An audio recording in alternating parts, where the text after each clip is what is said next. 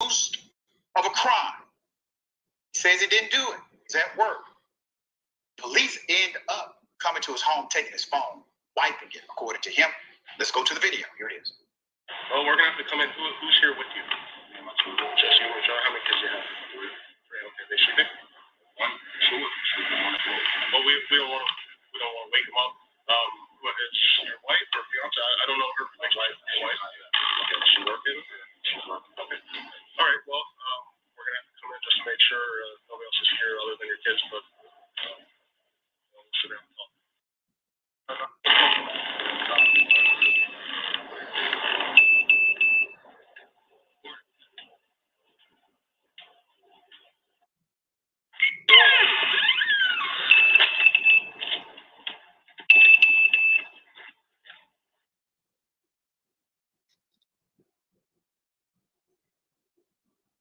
So now they're showing the police walking outside with this guy's phone. The police took his phone and then they wiped it. Let's put up his picture format here.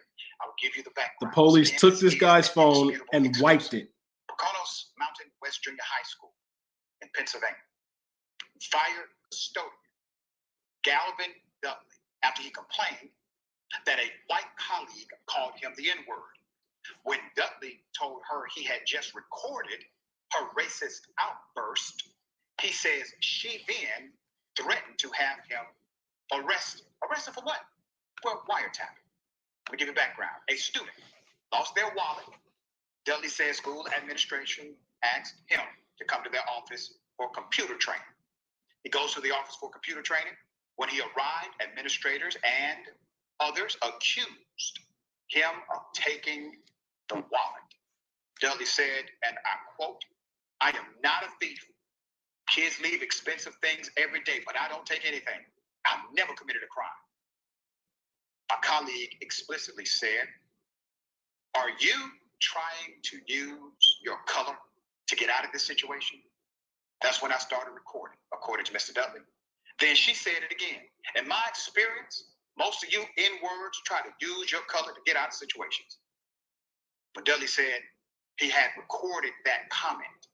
He had recorded that statement when he said, "Listen, I just recorded you saying that."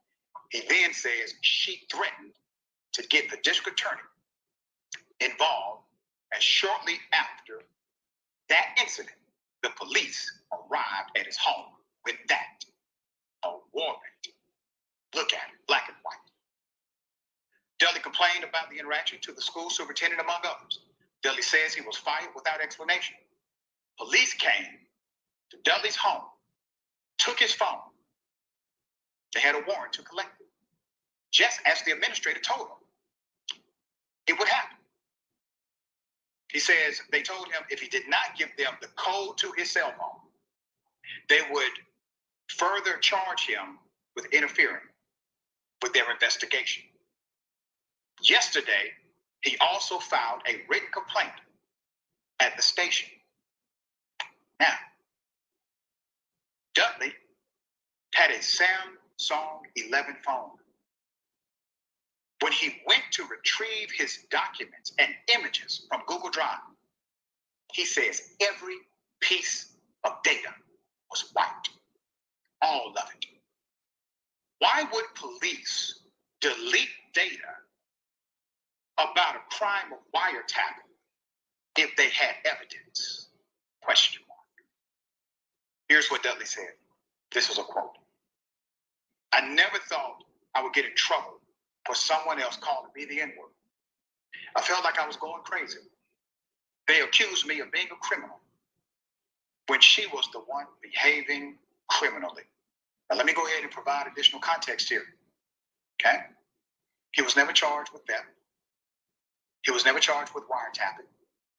But for some reason, there's a warrant to get his phone, search it. They deleted the information. He cannot retrieve anything.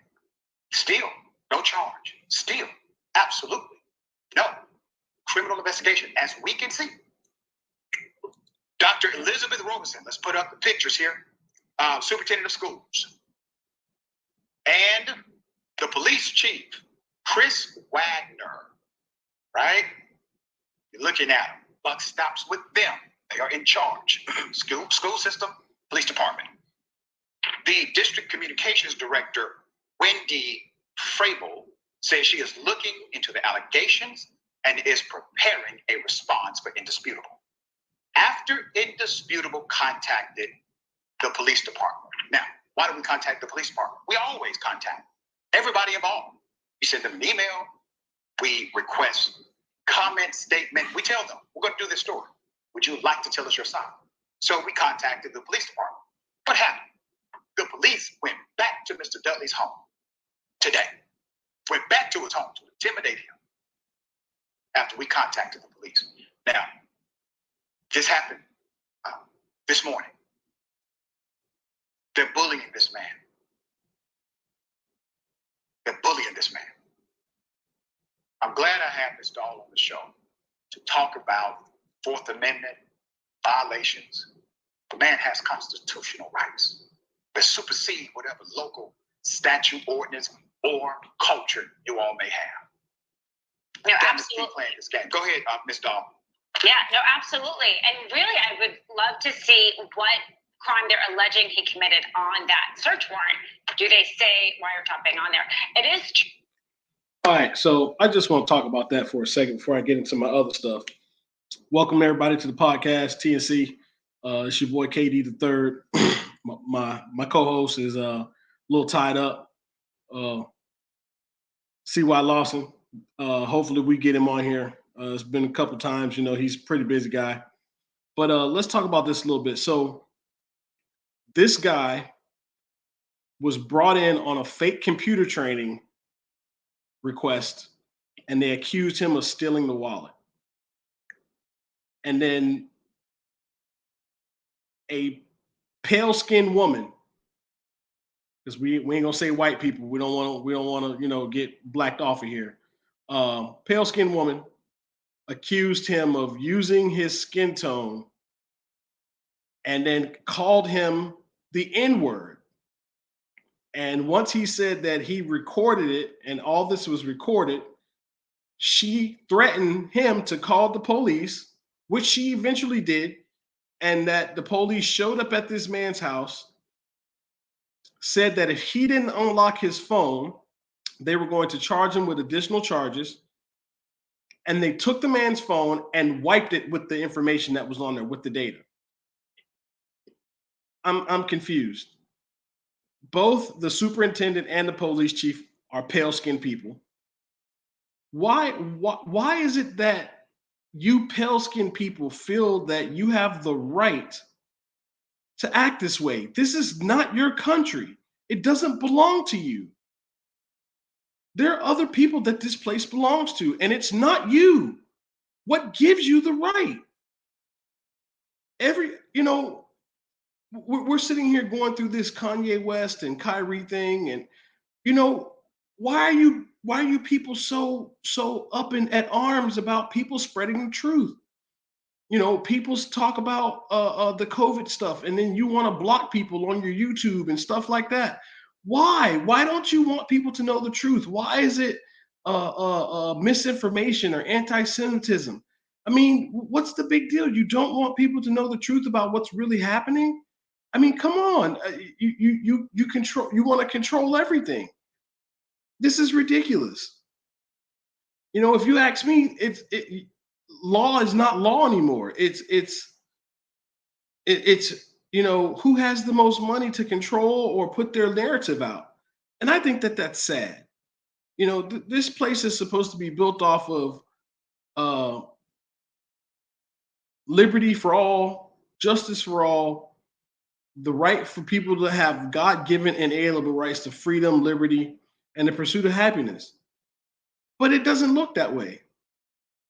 Let me tell you something. I'm a United States Navy veteran, and it makes me absolutely sick to my stomach that I got up and I put myself in the line of fire, not just for, wanting to do something better for my life or for my family, but wanting to, represent a country that I thought, hey, but, throughout the years, we've learned that we love a country that don't love us back. We work for a country that don't want to, give us reparations, for the 400 plus years that our ancestors worked and didn't receive a dime. And this country became one of the richest countries in the world. one of the most powerful countries in the world. And they continue to try to police the world and involve themselves in things that do not concern them. We have our own problems right here. You have homeless veterans who can't get help, for one reason or another. Disabled who can't get help for one reason or another. There are so many homeless people, and you look at places like Publix and stuff like that sell hot food. You know what they do with that food at the end of the night? They throw it away. When you could give that food to somebody and feed them, it's ridiculous. This country is absolutely ridiculous. It makes no sense, and I'm ashamed to be a veteran. I just want to put that out there first and foremost. Now, the next thing I want to get into is let's talk about Coach Prime Time, huh? Did you see what he did down there in Jackson? Bringing all that attention to the HBCUs, cleaning up that Jackson program, going undefeated, winning the SWAC championship, and then people bash him for going to another program where he's trying to bring the light to other young Black men, help them get into the NFL to get to a decent paycheck to take care of their families. He's bringing Travis Hunter with him. He's bringing Shador. He's bringing those kids through the transfer portal with him. He's not just leaving those kids behind. For those that stay at Jackson, hey, they're there to try to, live the whole HBCU life and get their degrees and then move on. A lot of those kids will make it to the NFL. They won't get left behind. You can't bash the man for doing what he said he was going to do. He brought attention. He brought money. He brought everything that he said he was going to do. He did that. And not only did he do that, he brought top recruits to the HBCU to show people that it can be done. Prime has won at every level that he's been at, except he didn't win a national championship when he was at FSU. But that's all good. He still performed and made his way to the NFL. And then in the NFL, he got cornerbacks paid. He's the first cornerback to really get a big paycheck and show that, hey, these corners deserve to get paid. These people deserve to get paid for their work. The next coming of Bo Jackson, he did it a little bit better than Bo. He played in an NFL playoff game and he played in a World Series game. I mean, what are you going to do? Man, one of the fastest guys on the planet at that time. And now you look at the guy, he can't do that anymore. He's had his little accidents and stuff. But hey, he brought the attention, things that were needed to be brought for HBCUs to move up and do what they needed to do. So let's not bash this man for doing what he said he was going to do, and then moving on to the next thing that God has him to do. Let's congratulate that man and the accomplishment that he did for the HBCUs and for us, man. You can't bash people for that. All right, so we're gonna give Coach Prime his kudos, and we're gonna move on. Next thing we want to talk about. Let's get into Mr. Ye and this Kyrie, this anti-Semitism thing. I think it's a sad day when the Constitution of the United States of America was built to tell people you have the freedom and liberty to freedom of speech, freedom of press, freedom of religion. So you have the freedom to say what you want. But when you say something that goes against people, JEW people, you automatically get blocked, or if you're making your money and these are the ones you're making your money, it's automatically anti-Semitism and it's wrong. Why is it wrong to let people know in on the truth? Why was it such a big deal for him to just tweet out, hey, you guys, check this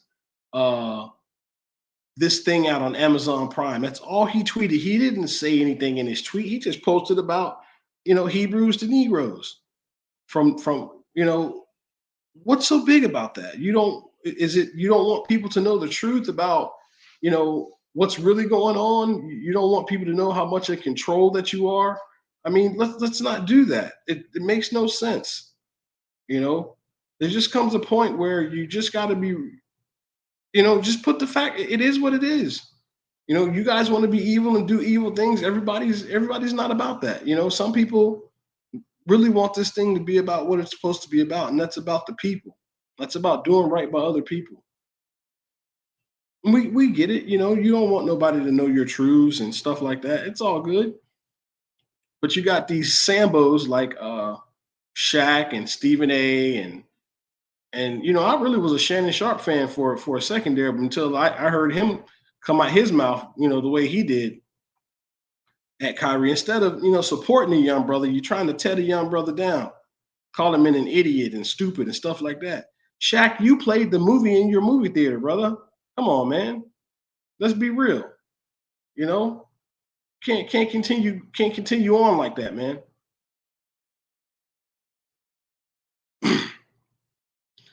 um there's a lot of other stuff, I want to get into, but I just want to get on here real quick, put that out there. Um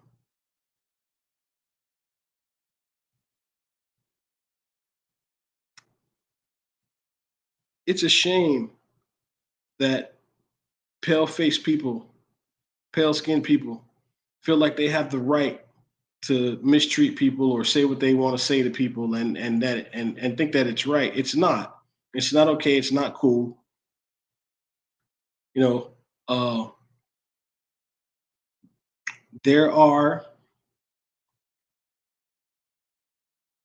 people, man. I mean, we're all human beings on this planet trying to make a way, or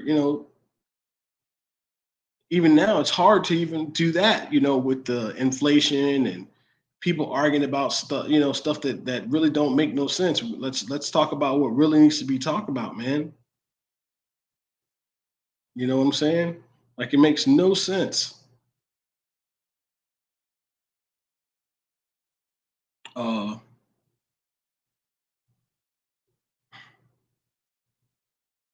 you guys are hiding stuff in plain sight, man. You guys are hiding stuff in plain sight, and it makes you guys, my people, man. We're out here still murdering and killing each other, and we're doing their job. You're doing their job for them, fighting each other, not coming together. We got to stop that. Now is the time. Now is the time for us to come together, do stuff together, be together, build together, put our money together, and and come together as a collective.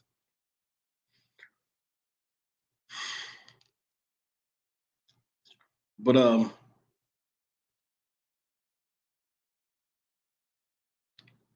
yeah, I just want to get on here for a couple seconds. There's a lot more that I could go into, or rattle off on. uh there was a lot of information put out to me Saturday. I look at a podcast, the Political Matrix. And these guys, man, they're talking about some real deal Holyfield stuff, man, on this thing. Um,